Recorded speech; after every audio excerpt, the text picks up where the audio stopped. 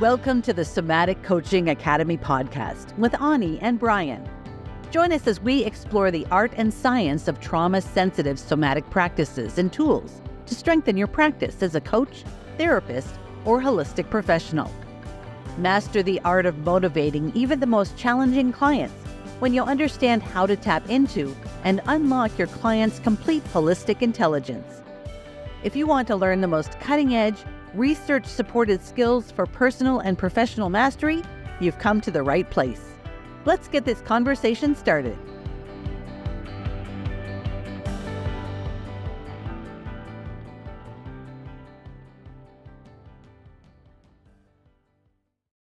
Hi there, and welcome to the Somatic Coaching Academy podcast. Today, we've got a new segment for you. We're actually chilling. We're chilling today. That's exactly the word I was going to use. Yeah. And we didn't even talk about it beforehand. So It's like we're married. We're on the same. Yes, we are chilling in the faculty lounge. We're chilling in the faculty lounge today. And we're excited to bring you the faculty lounge segments because they're an opportunity for us to talk about some interesting case studies that we see coming through the academy and in our own private work. And so we're hanging out. Sometimes it'll be us and sometimes it'll be us and we'll have a guest in the faculty lounge. But today it's you and me, Brian. Yeah. So you have your coffee because we're in the faculty lounge. I don't drink coffee. Oh. Well, I do drink coffee sometimes. You do? But not today. No, I've got my Earl Grey standard morning drink. We need the faculty lounge, some snacks. You got some. We see some snacks in the faculty lounge. Nuts over there, actually. Oh, you're right. Yeah, because our graduates sent us a care package with some snacks, the same kind of stuff we have at the Somatic Coaching Coach Training Program retreat. Yeah, yep. They sent us some for our office, which is so nice. So we do have some snacks. All right, we got coffee. We got snacks. Everything we need. And we got each other. We can commence. That's too big of a word for the faculty lounge. We can get going. Get it started. Kick it off. All right. Let's go. Hey, what are we talking about? Oh, so we have a case study today. That's what we're going to do in the faculty lounge. And we were really inspired by this person, that's this client that we've worked with. Primarily it was your client, Ani, that you worked with. Just a wonderful, wonderful human being in so many levels. Just wonderful. And we wanted to share a little bit about her story of struggling with the physical issues she was dealing with. Do you want to kind of talk about it a little bit? Yeah, well, you're actually going to have more background than I do about the physical stuff. I knew when Diane came to talk to us that we had some trouble getting on the phone originally to talk about starting a program because she was having all kinds of doctor's appointments. She was having problems with her pancreas. Yeah, big problems. Yeah. We didn't know what was going on. Was it, cancer? Was there some other type of infection? She was having all kinds of tests. It was pretty rough. And it was interesting because, again, like we were having trouble getting on the phone to talk about her program. She wasn't coming to us because she was having pancreas issues and we were consulting on that. Yeah. At all. Yeah, not at all. Not at all. But I had a sidebar with her husband who was just so concerned about her and just loves her so much. I mean, but she's an amazing person. I mean, of course, but he's so endeared to her and was really concerned about what she had going on and wanted to be of as much help as she possibly could to her. And also wanted her to help actualize her own dreams in business and those sorts of things. So that's why she was actually contacting us, was Diane knew that she wanted more for her life. She wanted more purpose and she was feeling kind of down, and she had been around us and knew the kinds of things that we did with people, like helping them to find their purpose and meaningful work. And I think she had some real tugs on her desire string. So like, I want that for me. And then enough of like, maybe that is for me. Maybe I can have that. It's not just for other people. Maybe I can have it too. And that's why we were talking. Was because she was starting to have those, like, I see other people have this really meaningful work and they feel like they have deep purpose. And I want that for me too.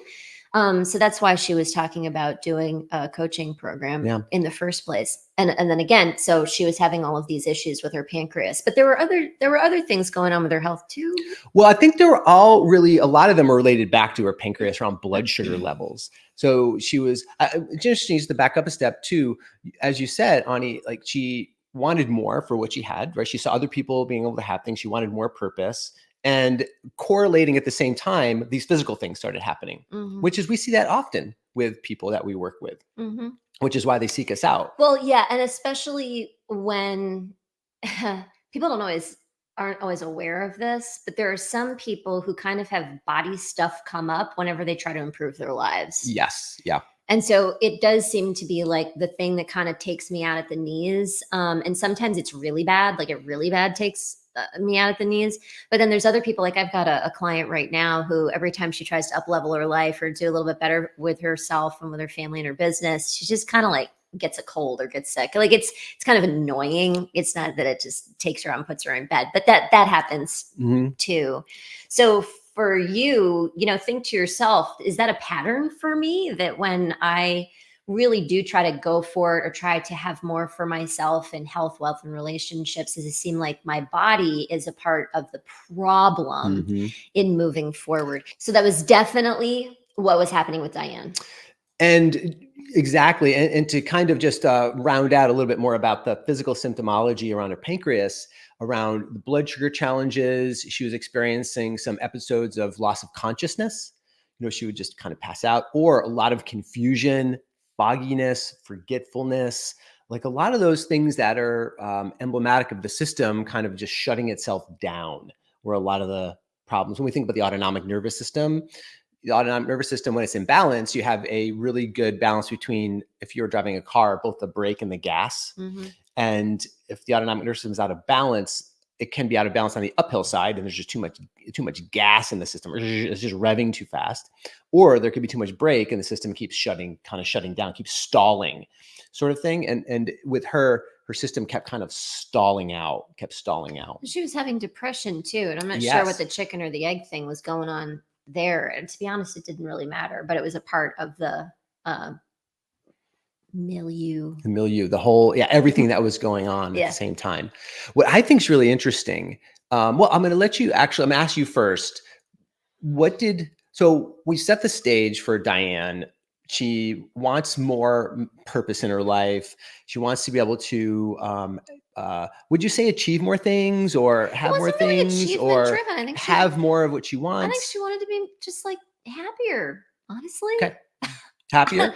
I mean, there was an achievement kind of, I don't know. It wasn't really achievement driven. I really, so I'm not saying it's like, goal after goal after goal, but she wanted something more than she had. Sure. And it was probably around growth potential, being able to do something more than she was able to do, or have an experience that she wasn't having. I think it was more like wanting to feel valuable. Oh, there you go. Perfect. Great.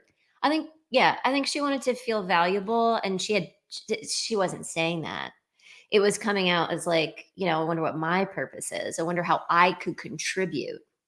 Right. So you can hear the value in that desire to contribute. I think she was really scared, actually, that she didn't have value to contribute. Yeah. I think it's fascinating from a bioenergetic perspective. The pancreas is the endocrinological, I have a hard time saying that word, hormonal organ associated with the third chakra. Oh, that's kind of cool. Interesting, so right? I didn't know that. I did start to put the pieces together it actually was really easy. This was not a leap. It was really easy to put the pieces together on this, but I didn't know that. And that's a cool little tidbit. And even further validating the, I was putting things together from a body, mind, metaphor standpoint. So, from a chakra standpoint, and the chakras, by the way, aren't just these energetic, esoteric wheels. They correlate to nervous system plexes in the body. So like you just said, that's really cool. Correct. Yeah. So there's nervous system plexes, and those plexes, because they're nerve bundles, they connect into everywhere in your body. And like the solar plexus, which is the third chakra, has connections and developmental connections with the pancreas. Interesting. So every chakra has a different hormonal organ it's associated with, or endocrinology organ it's associated with. And third chakra is about things like self-worth, self-esteem, stuff like that. Exactly. So. Will, purpose, self-esteem, self-worth. And that's why I think it's so interesting when you're saying that part of what she was dealing with was a lack of those things. Yeah. A lack of those things causes the third chakra to become what we call deficient. And then when the third chakra energy is deficient, it creates deficiency in the organs it's associated with. Mm-hmm. Yeah. And she would have said that too. Like Diane would have said, I'm having like self-confidence issues. It's interesting because Diane, as a super confident person, isn't like, rah! She's such a sweetie pie that, you know, Diane, as a confident person, is just kind of like regular Diane. But probably she just does things a little bit differently, or she takes different actions. I think for some people, I think kind of their physicality and things change when they become like a more confident person. Like you can see like more energy flowing through their system kind of thing. I think for her, like the marker for me to see the confidence would actually just be that she was inherently taking actions based more on what she wanted to do, like, and identifying what she wanted to do, because that was impossible in the beginning. Yeah. So if we can just go back to, you mentioned body, mind, metaphor. So what were some things that you did with Diane before we get into like what her result was? Like what were some things you did with her from a somatic coaching lens? Well, from the body, mind, metaphor standpoint, on her intake, I just took information about what was going on with the body, because the body tells us information. If we don't know how to decode it, we can't use it as information. So the body is giving us information. We can either decode it or we can think it's a problem that we've got to push through. So that was really the first thing I did. Was I was curious and interested in the symptomology that she had going on. And I just kind of said to myself, oh, I like wonder what that would kind of mean metaphorically. Like how is the body trying to speak to us? So I decoded. It wasn't a process that I did with her. I just kind of did it on my own. And part of the reason, Brian, that I did that, because I wouldn't have done that with every client like I did with Diane, but part of the reason I did that kind of on my own was because she was in a place subconsciously where she was in the beginning going to just like block or deflect,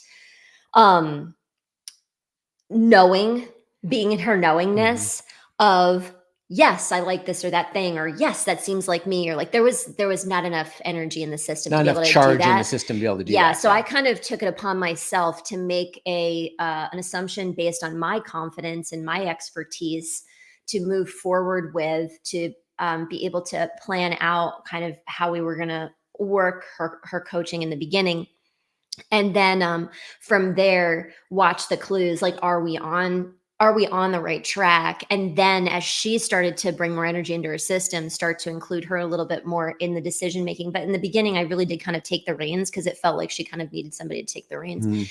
And so, you know, from a body, mind, metaphor standpoint, it was very clear to me that that she wasn't in touch with the sweetness of life, and like how sweet she is and her own value and her sweetness. Right. Like, and so we very quickly hopped into a soul's agenda session so that we could figure out a little bit more about her purpose. I mean, it was great because it's kind of what she wanted to know. She wanted like an expert to kind of tell her what she was good at or who she was, so she could get on the path with me.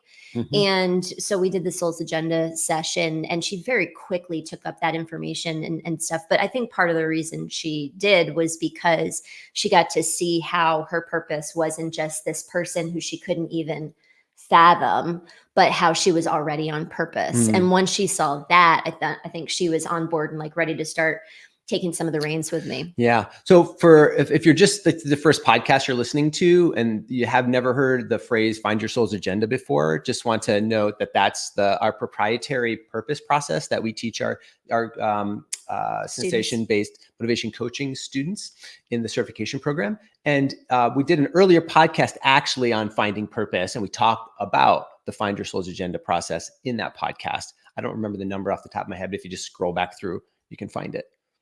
Yeah, so that's how we started, Brian. And we had some system building exercises that we did, some somatic practice exercises that we gave her to do for kind of like taking her vitamins, like do these a little bit every day.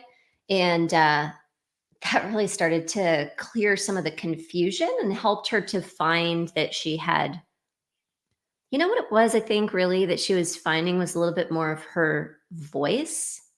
I think it started as soon as she started to see like she could share her voice, even in asking a question, like, can I ask a question? Or I'm noticing this about myself. And she started seeing the validation from that. I think that really started to build for her. Yeah. And we also did some natural laws work with her too. Yep. Right. So really a lot of the work sounds like was the, believing the soul's agenda is natural law. So it really was about natural law and embodying the natural law, which really comes back to everything that we do with the clients. So somatic practices that we did with her, Yeah. Somatic embodiment practices, we did some natural law training, purpose work, and body, mind, metaphor. And that was kind of the locus of the training, or not the training, the coaching or a work that you did with Diane. Yeah. Right. Okay. So what's cooking with Diane now? so fun actually, because it was maybe maybe 2 months after we started. It wasn't a really long time. The universe plopped a big freaking opportunity right in her lap, like boom.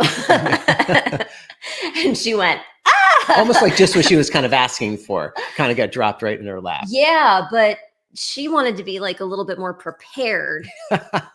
And isn't that the way? Right. Every time. So she had this major opportunity plopped in her lap. And I remember her saying to me, like, I can't do this. Like, is this for me or should I? And oh my God. And she did great.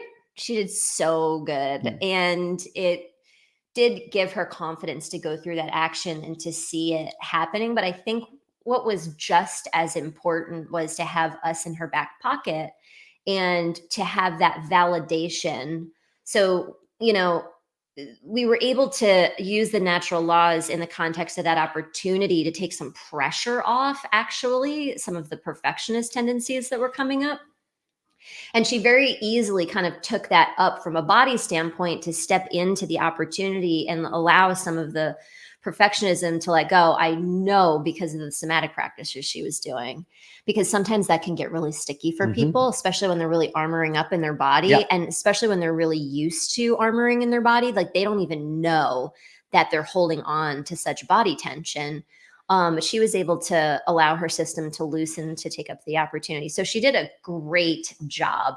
And that really, and then was validated by her success, which really helped her subconscious mind and her conscious mind come into harmony. Like, I got this. I can do this.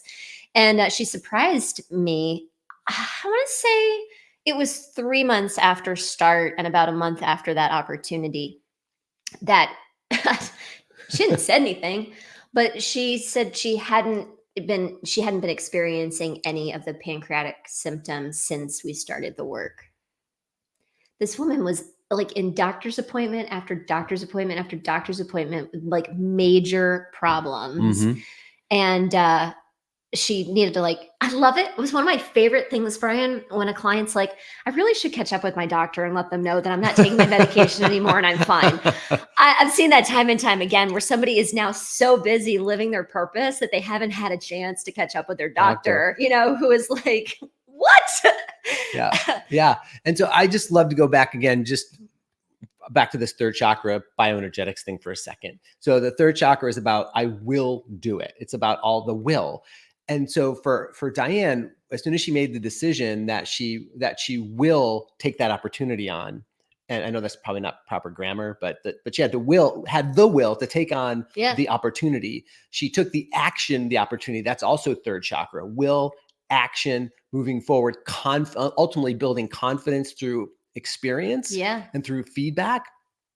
And that's how confidence happens. And that's how confidence happens. So all of a sudden, the third chakra now is charging itself up, kind of like a battery, and now it's holding energy, and that completely changes our neurohormone profiles in our body. The organs associated with the chakras start to change function, attitude changes, energy, vitality changes. I mean, think about it. It's like when one of our cars dies, right? The battery's dead. Like, what do you have to do? You have to charge the battery. If one of your systems, if some of your systems just has a dead battery, you know, we think something's quote unquote wrong with us. And it's always a good idea to go and check things out with your doctors and all of that stuff. And from an energetic standpoint, sometimes, like you said, with the third chakra, like all the time, a lot of times, we have to actually charge the battery. And you can do that from a top down and from a bottom up approach. But it's the both that really works. Because if we ignore the body signs, it's like a kid who's like, hey, hey, hey, or it's like a flashing neon sign that says, get off the highway, danger ahead. And you don't. Like, it's, you know, it's information that we're not paying attention to that's right there trying to tell us something. Yeah. So there's always that additional piece. You know, again, doctors are really important. Having things checked out is really, really important. Oftentimes medications are important. And at the same time, if we're trying to use modern technology or medicines to alter something that's happening that's because of a dead battery, then why not just charge the batteries up too and see what happens? You have nothing to lose by doing somatic practices and somatic work in order to bring your system online in collaboration with whatever's happening with your doctors and those sorts of things. But in this case, it's just, this isn't the first time we've seen this sort of thing. No. So for us, it's like we celebrate it every time because it's like the first time. It's like amazing. At the same time, we're like, of course. Yeah, of course. It's actually kind of predictable. But let's just call out like one of the big things of this predictable, you know, equation, because this is very different and relatable to somatic coaching in particular, not somatic therapy. And somatic therapy is great too. Everything's great. But was really a helpful fix for somatic coaching. So the person didn't come to us because they were having body stuff. They were coming to us because they wanted something more from their lives. And when Brian said we've seen this time and time again, we've seen this time and time again where somebody comes to us, they want something more from their lives. They happen to also be having body symptoms. And we, because we know how to do it, can use the body symptoms as a part of the information gathering process to help figure out how to coach the client. But it's I want something more for myself that actually starts to put the wholeness into play. Wholeness. That's the word that healing like comes from, right? Yeah. And so there's a lot of people out there who just can't find the other half to their healing journey. They can't come to completion with their healing. They have the body symptoms, but they're just not quote unquote going away. And that's not what we're trying to do, is make the body symptoms go away, by the way. We're trying to work with them and use them as information. But it's that I want something more for myself. Here's who I want to be. Here's what I want to do. Here's what I want to have. Or I don't even know what that is, but I have some kind of longing to grow. And that's the missing piece. And that's why coaching, specifically somatic coaching, those two words are so important and powerful for people who both have symptomology and have a desire for more in their lives. Love it. I love it. On that note, we have to leave. We got to do stuff now. We got to do stuff. At some point, we have to step out of the faculty lounge and get back to work. Yeah. Right. So I hope that you enjoyed this new little segment, I guess, that we're going to be doing called the Faculty Lounge. So look for that when you want to find out more about case studies of what we're doing with our clients or what our students are doing with their clients as well. We're looking forward to featuring and having some guests join us sometime soon. We'll see you later. Bye-bye. Bye-bye.